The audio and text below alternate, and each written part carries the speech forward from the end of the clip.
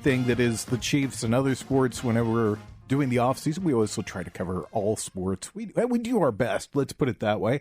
I'm Joe Westen. You just heard from Ned Reynolds. Alex Scott is with us. Josh Roberts over there, and we got that loss. We got the loss for the Kansas City Chiefs. And good thing or bad thing, Ned?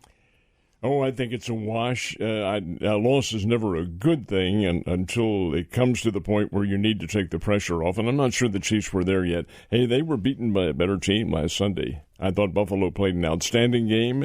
They blunted the Chiefs at virtually every turn and deserved to win the game. I liked what they did. Now, does that necessarily mean that it'll happen in a playoff circumstance? Hardly that, because Kansas City is rather unique in their abilities to adapt to whom they're playing.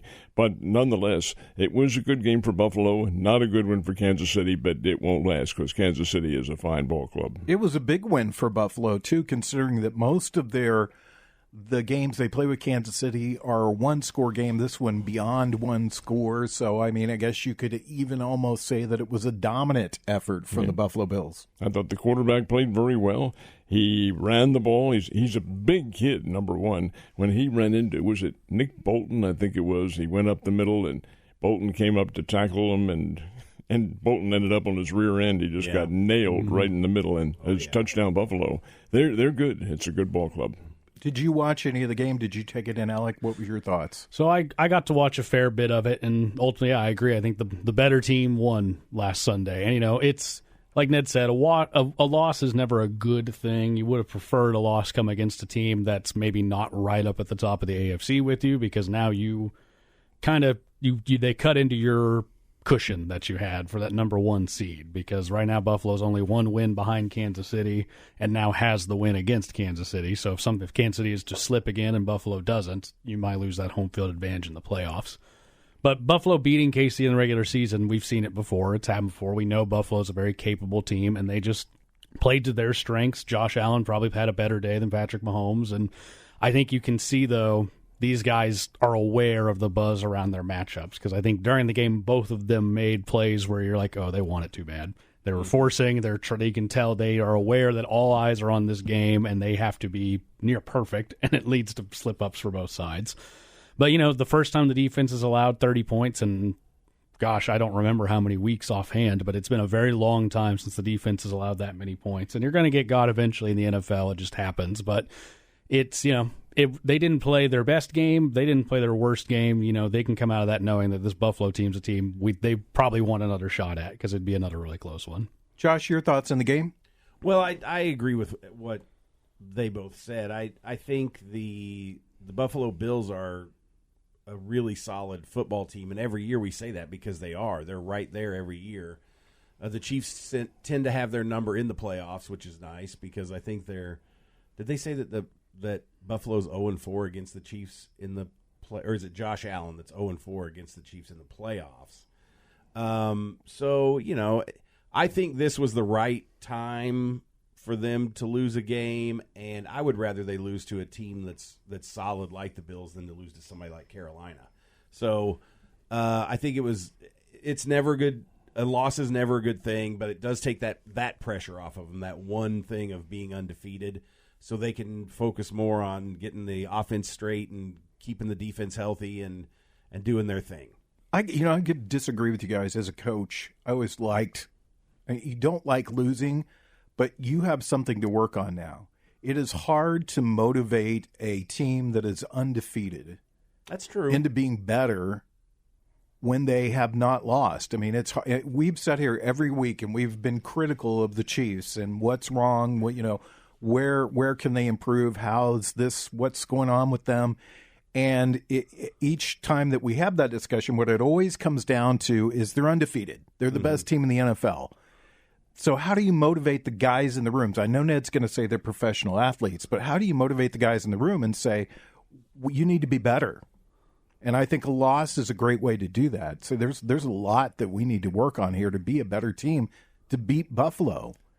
I don't think anybody would disagree with that. A coach that gives the coach some substance with which to work, and the players know fully well what the heck they gave up 31 points to the Buffalo Bills. So somewhere along the line your defense is lacking, but that's not new. Their defensive backfield has had its problems this year. So the Chiefs know that all along, and that's what they'll work on, and they know fully well they have to improve. Every team has to improve somewhere along the line. I wanted to bring that up and talk about it. I'm glad you mentioned that, Ned, because it seems to me over the past couple of weeks, the defense has been exposed a little bit. And I don't really think, to me personally, just watching as a layman, and please, nobody get this wrong. I'm not saying that I'm smarter than anybody that coaches for the Chiefs or anything like that. I'm just saying I'm a layman. This is just my observations. It seems to me that what I've always thought is a real strength of that Kansas City Chiefs team is that linebacker core. I think that might be the weakness because they're getting got by the short passes. Well, it's interesting what the Chiefs did this week, in my opinion, because their defense, we know, or we think we know as observers, that there are some tears in the fabric, and that's being exposed by other teams. But that's not where the Chiefs went for improvement this week. They picked up an offensive lineman, DJ Humphries. And that's a good pickup. I didn't realize the guy was available. He's an all-pro, a guy who's been around. Now, can he change his system, and can he work within the Chiefs? Because, after all, these O-linemen have a specific game plan they have to follow. I'm sure he can. He's done this before. But the thing that surprised me a little bit was they're focusing on their offensive line because they see that Mahomes is being hurried, pressured, hit, and sacked. He was sacked 4 times by the Broncos, 2 times in the game after that. How many times the Bills got him, I don't know. I don't think it was all that many, but they hurried and hit him. And that in and of itself is unacceptable for the Chiefs, who rely, in all honesty, while their defensive scheme is very good, it's putting the points on the board. And that's what they have not been doing with the rapidity that they have in the past. Alec, when you watch the game, what's your thoughts on the Chiefs' defense? Is it something easily fixable, or is this something that this is the roadmap to beat this team? You know, it just shows when you trade an all-pro away and L'Jarius Sneed, it's hard to fill that void. You know, I don't think this defense is as good as they were last year. They just don't quite have the guys. Now, it's still a very good defense. Allowing 30 points once in 2 seasons is, you know, that's a bar you will take every time because in the NFL, offense is designed to be easier. Teams are putting up points. It's just going to happen sometimes, and especially when you play the likes of a Josh Allen and Buffalo. But as far as an easy fix, you know, that could have just been an off week. There's no more trades at this point. If you're signing a guy off the street, there might be a reason he's not on a team right now.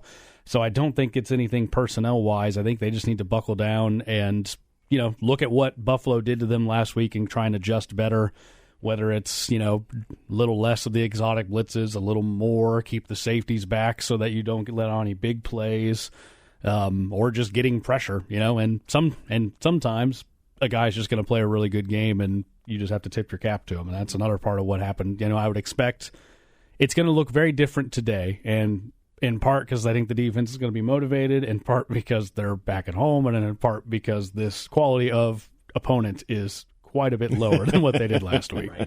Josh, your thoughts? I mean, what do you think about the defense now? I can see what you're saying with the linebacker core, and I think it might be in conjunction with how aggressive the defensive scheme usually is. I think they bring those linebackers in for blitzes a lot. They bring their safeties in for blitzes a lot. And I think that may be where they've been kind of exposed is teams have realized if we are fast enough to get this short pass out, there's open space right there because the linebackers are pulled in. So I think you're on the right track with what they need to do. I think I love the aggressive defense. I love when they blitz. I love to see that type of play. That's what I enjoy with defenses. But I can see where they may need to lighten that up just a little bit. And I hope that the linebacker core is working on maybe doing some of that coverage in that short area right there. Because I think, yeah, you're right. I think that is one place where they've been exposed. I think with their D-backs, they're young. experience is what's going to solve that problem with the guys they have in the defensive secondary. So I think you're on the right track with the linebacker core. Maybe they need to not do but knock out a couple of those all-out blitzes and see if that changes things a little bit. Yeah, I was going to say that. I think that's. I don't think that the linebacker core is not talented. I mean, they're very talented, but I think when you're selling out, there's always that option to dump off the short pass, and then if you've got somebody cutting across the middle that's 5 yards out, you get that pass out quick. You've got your cornerbacks and your safeties deep. He's got a lot of room to roam, and those are easy first downs, or relatively easy. And, and you saw it late in the game with the Kansas City Chiefs when they marched down and got within one score. That was methodical. That was the best I've seen Kansas City's offense been all season long. It was a methodical march down the field. Patrick Mahomes took what they gave him, quick passes. They got the ball out. They ran some running plays to kind of balance out that team, and that was by far the best I've seen them play offensively all year. I think that's absolutely right. I thought they played well. Kansas City played well. They lost the game to the better team. Mm-hmm. Now, the better team is not going to be the opposition today. Carolina Panthers they're just not very good.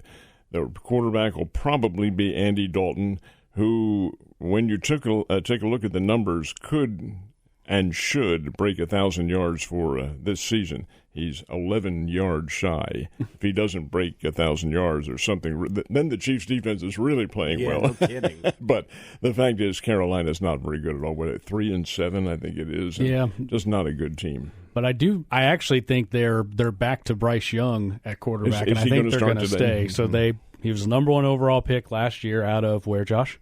Alabama. And, he went to it, and to get up there, Carolina traded away a lot of things, including their top receiver, DJ Moore. And look what happens when you put a young quarterback with a bad offensive line and no skill players. Got to have the line. It doesn't go well. So right. he had a really poor rookie season. The head coach got fired early into this season. He has a couple bad games, and they bench him for Andy Dalton. Then Andy Dalton gets in a car wreck. And now he has been coming back from a hand injury from that. Everybody's okay, but it was something that kept him out. And Bryce Young's gone, I think 1-1, or he's gone. I think they've even gone 2-1 or so in these last couple of games he's been starting. He's 2-0 over the last month because they're undefeated in practically, from a chronological source, 1 month. Because they had a couple of night off. So it's looked better. And obviously, if you're the Carolina Panthers, who do you want? The Red Rifle, who's been in the league for double-digit years, or your number 1 overall pick? So they're going to go with Bryce. Now, this is a very big test for him. I don't think this is the Bryce Young legacy game necessarily coming up here, but Kansas City's got the opportunity to look really good out there, but they've also they play close games. It's what they do. What they'll do in this game is put him to the test right away. Young will probably be in there, at least while he is effective, and then they'll call on Dalton again. But in Young's case, he hasn't seen this kind of pressure. And this is an altogether unique type of pressure that the NFL team that is playing so well is going to Spagnuolo will create some kind of a defensive scheme that's going to rattle this kid. And that's where the Chiefs will have a major advantage in this one. Ned Talk on 104.7 The Cave, your local live sports talk show, 47 minutes away from the start of the Chiefs pregame show. Right here in The Cave, they play the Carolina Panthers today at noon. Ned, you mentioned earlier DJ Humphries signed. The reason that he was out there is that he had a torn ACL, I believe it was. That's right. Mm-hmm. And he's been out all season long, and nobody had picked him up in the offseason. And he's been cleared medically to play. One of the big problems that the Chiefs have had is arguably the most important position on your offensive line is your left tackle, because he protects the blind side of your quarterback. And the Chiefs have had problems at the tackle spot all year long. They relied on the Sumatea kid coming out of camp to really be able to fill that, and he hasn't been. It's a position that does require experience and a lot of know-how and a lot of football acumen, which this kid may not have. Anyway, he's relegated to the bench, and Humphries, although he may not get the start there, Morris may, but we'll see. We'll see what happens. It's a good thing for Kansas City that they're playing a weaker team like this because it gives them a great chance to experiment with circumstances. Depth chart has DJ Humphries in the third position right now behind Warner Morris, who looks like will get the start today. But, of course, we don't know that until game time when we see who actually hits the field. Now, a couple of guys for the Chiefs are getting healthy, and the Chiefs made interesting decisions this week. Charles Omenihu could go back and play on the defense, and he's kind of a game changer. He's a offensive plan wrecker sort of guy, so he will be a big get back. But the one that interests me the most, because the Chiefs will have a big decision to make when he comes back, is Isaiah Pacheco. Well, that is right, and there is a report that he may make his recovery official today by coming back and being in uniform. I doubt very much that he takes the place of Kareem Hunt right away, but because Hunt is running very well. But I wouldn't be at all surprised to see Pacheco in there. And, well, I think where the decision comes in at, and Alec and Josh, I'll get your opinion about this, Chiefs currently carrying 4 running backs, Kareem Hunt, who has been awesome, P. Ryan, who's done really well with catching passes. Then you've got Carson Steele, and Clyde Edwards-Helaire. Is this the end of the Helaire part of his career at Kansas City, or is this Carson Steele's end? Who's going to go? You know, I'd have to sit and I'd want to look at the books and say who's the bigger hit as far as the money goes, because there could be I would guess with Carson Steele being a fresh draft pick that there's probably a higher penalty to cut him right now because he's owed a certain amount of money from where he's drafted. Mm-hmm. And, you know, at this point in his career, Clyde Edwards-Helaire has taken in most of that money, so cutting him, it would probably be a pretty easy pill to swallow for Kansas City. And he has rarely seen the field. You know, Kareem Hunt's done well enough. They would want to get him. They would want to keep him in there.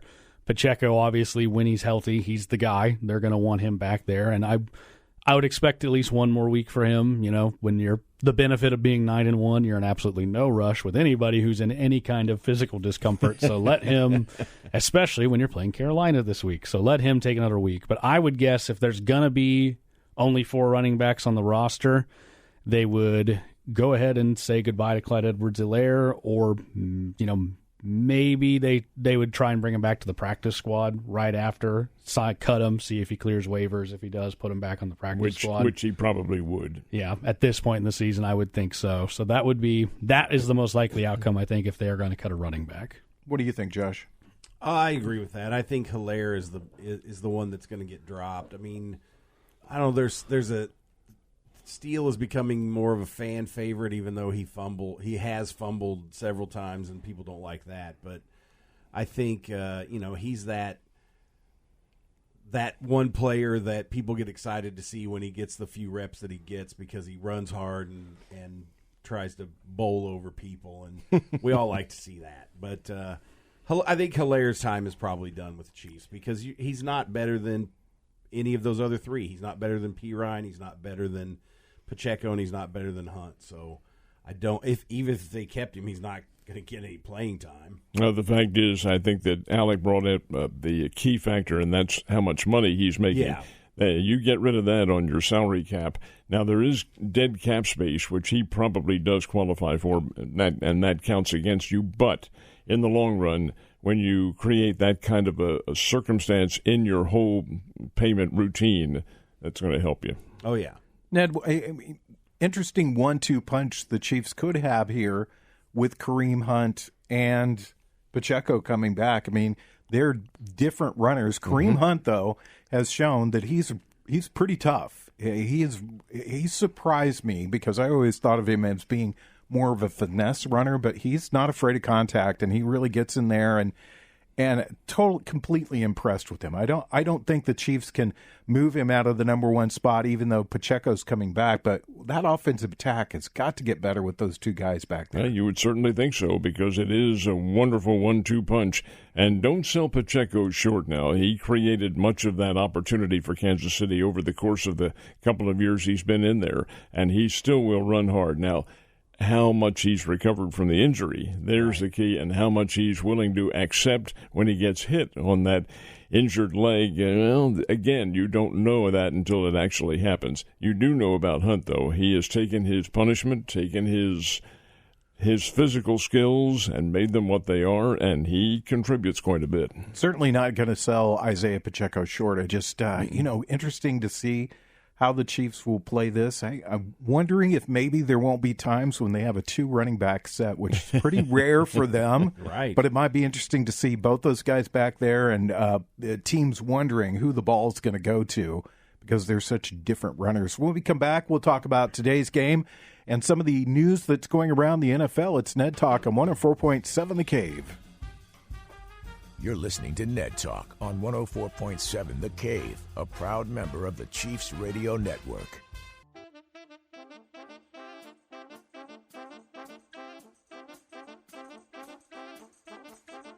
Back to Ned Talk on 104.7 The Cave, a proud member of the Chiefs Radio Network. 35 minutes away from the start of the Chiefs pregame show right here on 104.7 The Cave. Josh Klingler. Whole crew's going to be there. Dan Israel, Art Haynes, all doing the game today. Carolina and the Kansas City Chiefs. Carolina, I saw one critic or one talking head has picked Carolina to win today's game. Is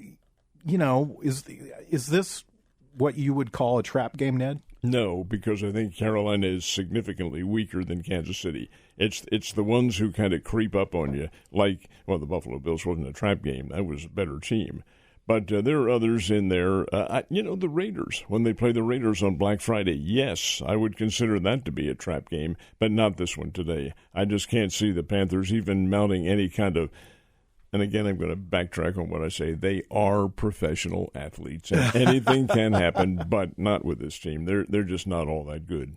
Well, it is. You mentioned it's a short week for the Kansas City Chiefs. They play today, and then they play on Friday, Black Friday. We'll be on the air at noon for that game as they play the Raiders.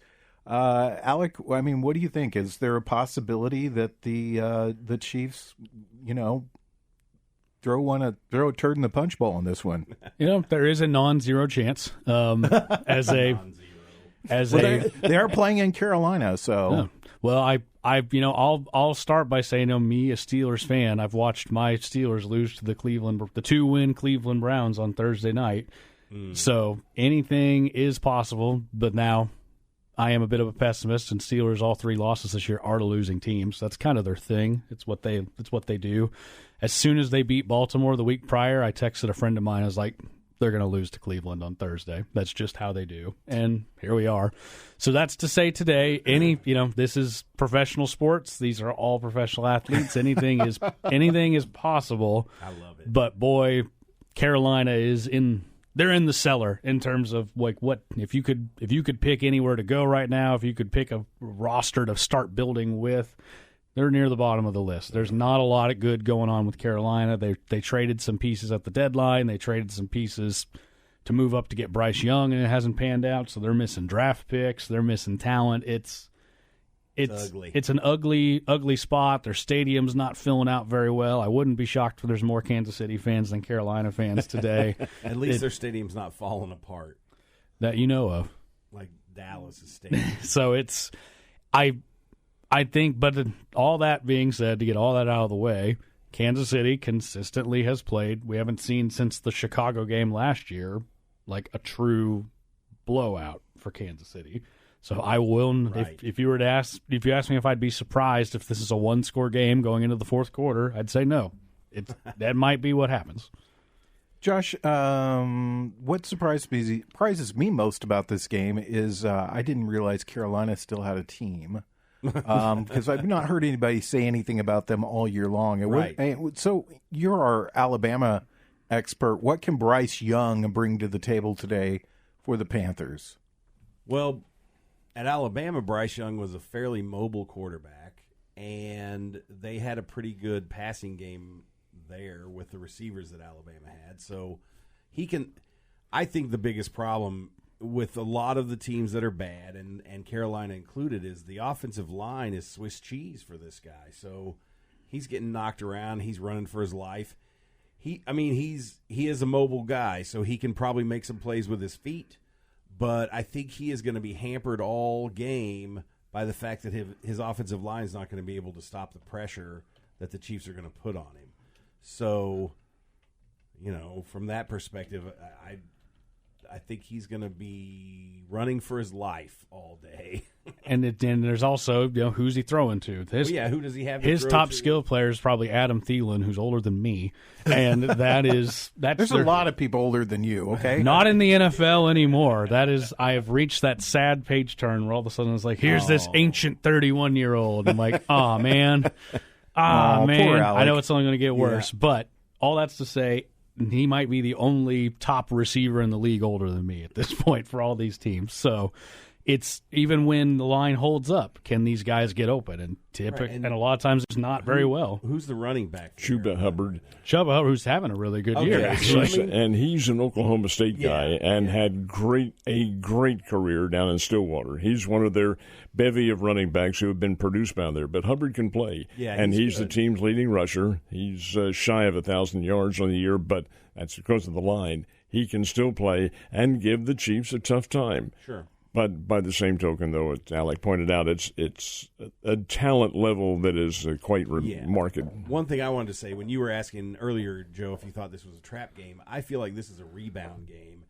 When a team loses, especially if they lose a game that they don't think they should lose, which I'm not saying that's what the Buffalo game was, but losing, the next game is usually when you see a team angry, and they should be angry about losing. So this could be a blowout just because they're angry about the fact that they finally lost a game, and they want to show that they're not a team that loses very often. Do you think they're angry? I mean, I'll ask all three of you this interesting point. Do you think the Chiefs are angry after losing last week, or they're like, yeah, we lost, so what? We'll go on. We're going to win this next game. What do you think? Ned, wake up. I don't think it makes any difference at all. They're just not as good. And when Kansas City gets their offense going and in gear and so forth and so on, they're just going to be very difficult to stop. And I don't think Carolina can do that. What about you, Alec? So what? They hadn't lost since Christmas of last year, so that's a pretty good streak. Yeah. I would say they're angry. No, maybe a little more motivated, but also it's hard to look at the roster that Carolina has and not kind of think to yourself, we got it. We got that one, especially with a short week coming up with a division rival, a Raider team that is not very good. But Buffalo was, to my recollection, the hardest game left on the schedule for Kansas City, and they didn't win it, but they know kind of here's some things we can work on. So angry, no, maybe a little more motivated, but they know what they need to do to keep winning games. Raiders do give the Chiefs fits. It's true. I mean, they beat them last year, I think it was, on Christmas. But the Chiefs, I think, pretty much had everything wrapped up at that point. Is that the case, Ned, or were they still playing for something? No, they were very much in doubt. After all, they didn't get the home field advantage last year for the playoffs. They managed to overcome that. No, the Raiders fall into a little bit different category, and so do the Pittsburgh Steelers. Alec's team here. Those are teams that are capable of coming through, especially the Steelers. On Christmas Day, I disagree with Alec. I think they have a great chance that would be a trap game right there. It's like both teams have some voodoo magic going just when you think Casey's going to lose, block field goal, all those wins. Pittsburgh, every week it seems like they're the underdog, and then they just find ways to win, but then they drop it. That's the thing. Right. Pittsburgh's going to show up to play Kansas City hard. They didn't for Cleveland. They will for Kansas City. I think Kansas City's a better team, but that's two teams that have consistently played in tight games this year. Likely that will be another tight game, but who do you trust more, Patrick Mahomes or Russell Wilson? Real quickly, Ned, I was going to ask you, Daniel Jones on the market. Where do you see his landing spot? There's some rumors that he might be the quarterback next week for the Raiders. I guess anything is possible. When you take a look at what the Raiders have to offer right there, Gardner Minshew is not the answer to anybody. He is a professional backup is what he is. And Daniel Jones, guys, an All-America Duke, guys, he can play. He just hasn't been able to get it done with the New York Giants, who are another one, that's not a... In fact, tell you how bad the Giants are. They lost to Carolina. Oh, with Daniel Jones in Germany. That's right. That was their last... this is their last game, the last one that they played. They had an off week last week. But they won 2 games, beat the Saints and beat the Giants, not huge opposition to say the least, but nonetheless, they are capable, but not today they won't be. And in terms of Daniel Jones, he could be a Raider. Yeah, we'll see. We'll see who he signs with. I heard a couple of teams that were interested in signing him. One was the Raiders, obviously, for a starting job, and I forget who the other team was, but it seemed to me that they would sign him as a backup at this point. I forget which team it was, but we'll see how that all plays out this week. It's Ned Talk, and we're 25 minutes away from the start of the Chiefs pregame show right here on The Cave.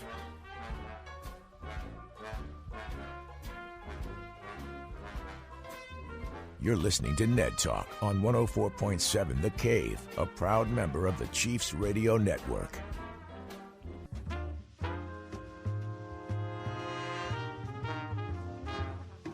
Back to Ned Talk on 104.7 The Cave, a proud member of the Chiefs Radio Network.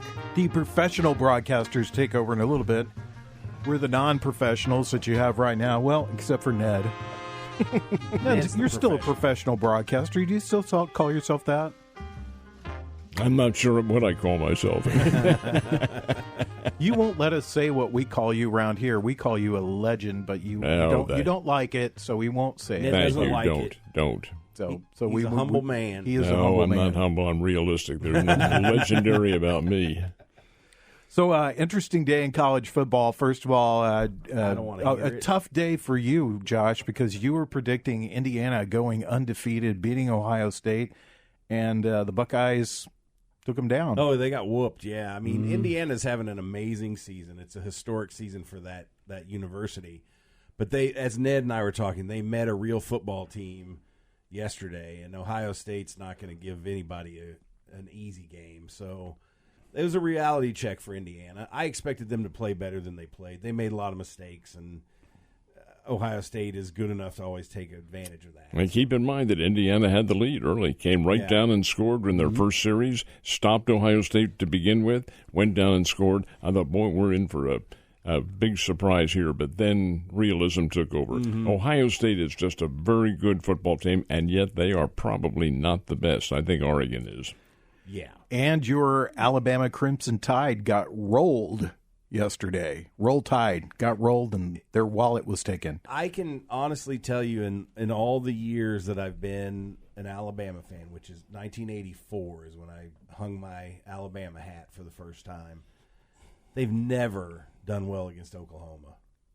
I mean, I can think of more times that Oklahoma has beaten them than I have with them beating Oklahoma. Of course, they would have been bowl games, too, that they played in. They didn't play on a regular season. When they had for a few years in the Shula era, they played Oklahoma in the regular season back and forth. I don't remember that. And Oklahoma beat them every time.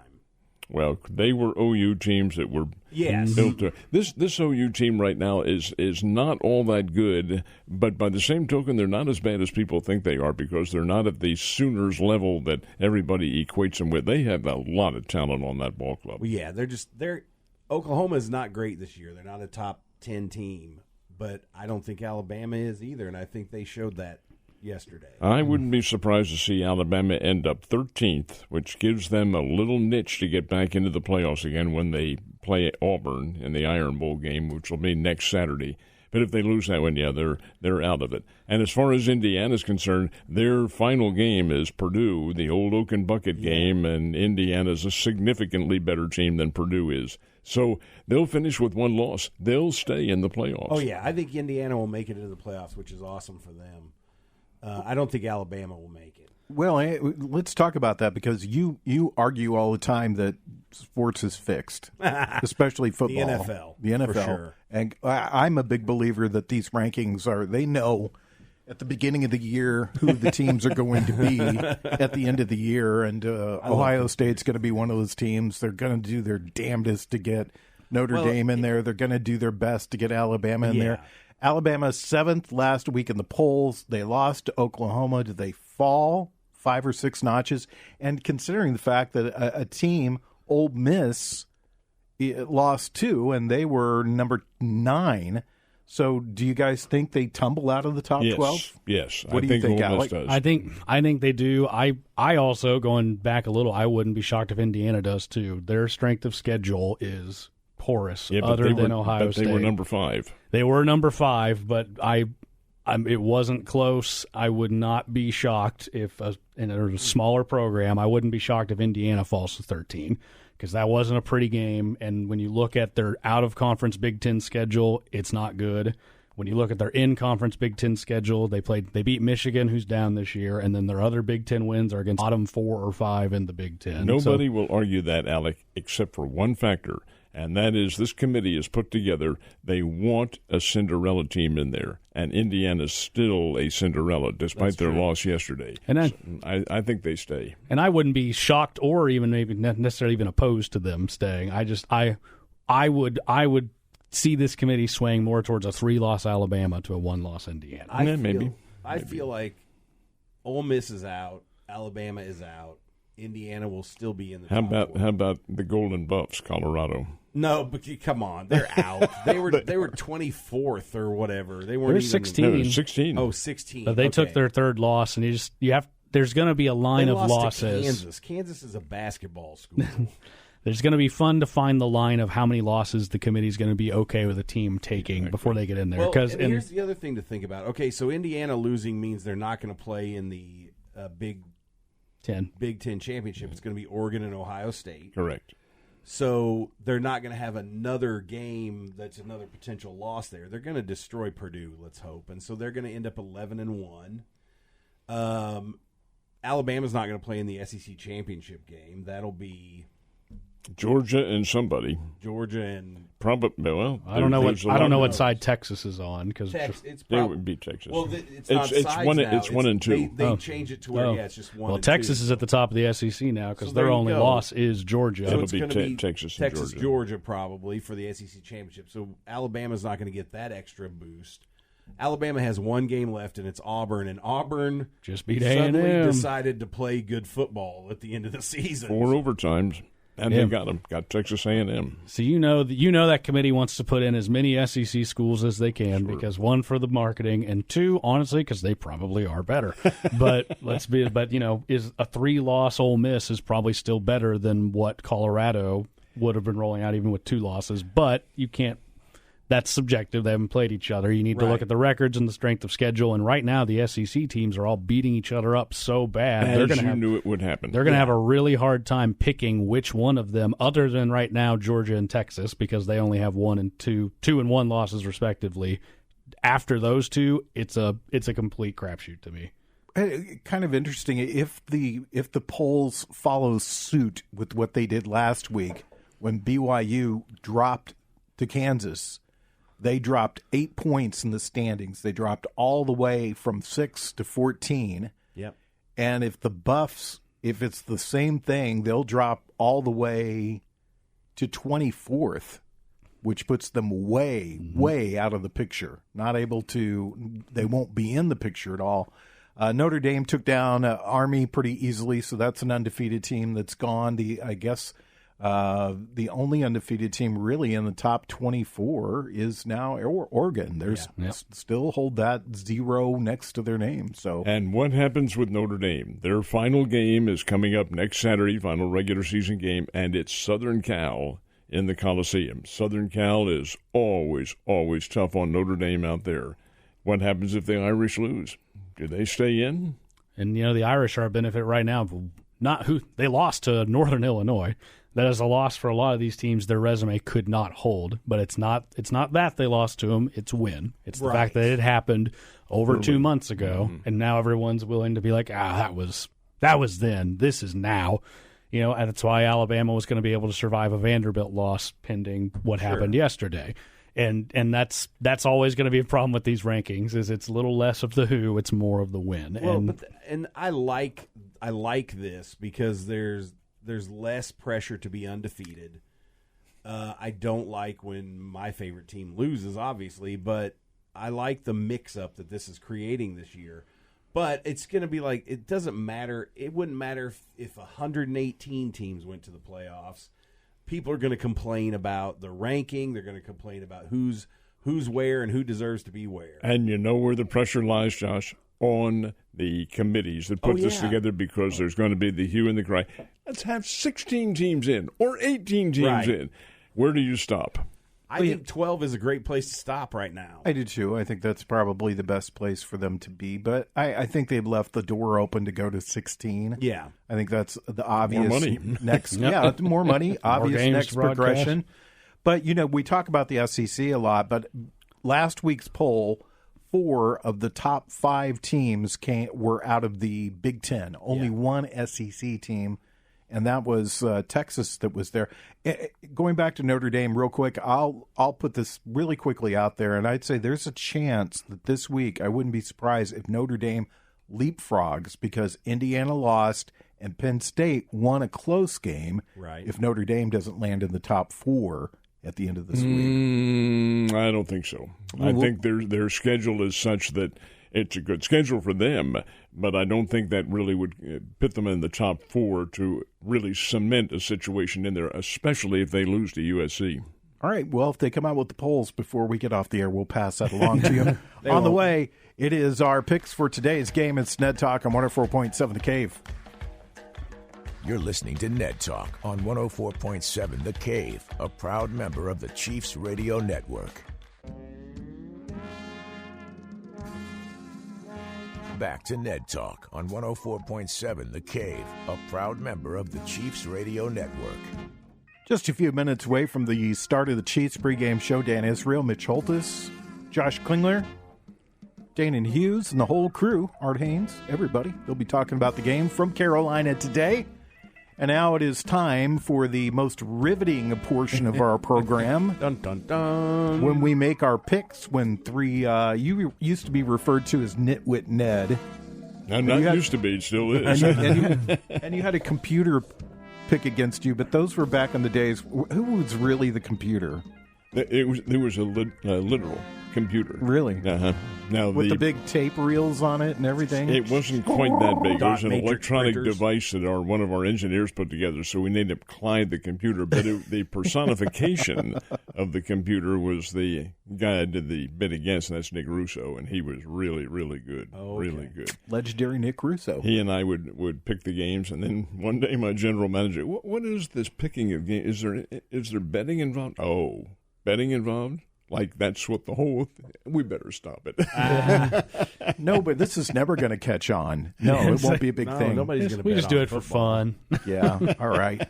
Okay. So, how do you feel about this game today? I think it's one-sided. I think Kansas City will win this one. I think we see them score quite a bit against a Carolina defense that is, I think, one of the worst, if not the worst, in the NFL. I think Mahomes will have a big day. Running backs will have a big day. I look for Kansas City to win this one. We're going to guess. Let's give them 33, kind of a hybrid number. 33 to maybe 33 to 10. Hey, what do you think, Alec? I'm thinking it is a close game until late, where it fades off because Kansas City until they show me that's not how they're going to play a game, that's what I'm going to pick. So, but I think in the end they pull ahead, and it's going to feel comfortable the whole way. So I'm going Kansas City 28, Carolina, let's see, do my math here, 16. What do you think, Josh? I want the Chiefs to come out angry for this. I know that doesn't happen as often in the NFL as I see it in college when a team loses, but I want them to come out angry and show the world that they are the best team in football, and I want this game to be 45-13. Do you think, real quickly, guys, just answer yes or no, are the Chiefs still the best team in football? Ned? I think they are, yes. Alec? Probably, yeah. No. Josh? You think Buffalo's the best team in football? I think the Detroit Lions are the best. If it's not Kansas City, it's Detroit, but I would still probably lean KC just for the track record. When you look at the way Detroit's playing football, they're great. right now nobody can beat them. Yeah, they're really good. I would think that they should win the NFC, but I would think so, but who knows? But, your teams are just always one injury away from being out of it. Their coach had the interesting comment the other night after Jared Goff threw 5 interceptions in the game or something, some ridiculous number. And he said, you're a good team when you don't play your best, but you still win. And that's been true for the Chiefs. They have not played their best, and they have won some games. And my gut tells me this week that the Chiefs will my gut's telling me that they're going to lose for some reason. So I pick against that, and I am picking the Chiefs to win this game, and I pick them to win big, 42-6. That is the number which I don't think we'll see. Let's just be. I mean, come on, guys. This is just a bunch of crap. We're just 4 guys that don't really. Well, 3 guys that don't really know what they're talking about, and 1 guy that does. So, and that's Alec. So we're going to let the audience decide who the one is. Yeah, we'll be on the air on Friday this week for a Black Friday game. We'll be here at noon. Ned, myself, I don't know if Alec will be here, but at least the 2 of us will be here. Until then, be safe. Enjoy the game. It's coming your way next. The Cave, KKLH.